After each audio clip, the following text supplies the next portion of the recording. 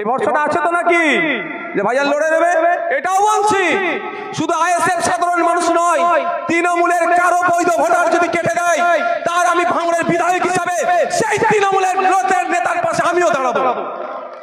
আমি ভাঙড়ের বিধায়ক হিসাবে আমাদের ভাঙড়ের ভোটার রাজ্জাক খাঁকে যখন খুন করেছিল, রাজ্জাক খাঁই তো, আমি কি বলেছিলাম? তার পরিবার চাইলে তার হয়ে আমি মামলা লড়বো। পরিবার চাই না, আমি কি লড়তে পারি ভাই? দেখুন, যারা খুন করেছে তারা এখন জামিন পেয়ে ঘুরছে, জেলের মধ্যে থাকা দরকার ছিল তো।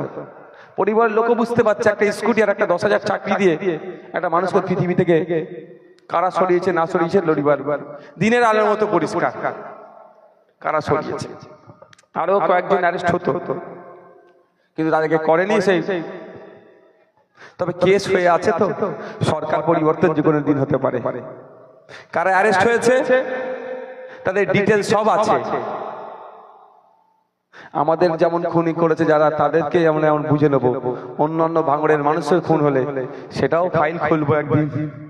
পরিবর্তন সরকার হবে ভাই, আর এবারই হচ্ছে। ওই জন্য এখনো ধৈর্য ধরে আছি।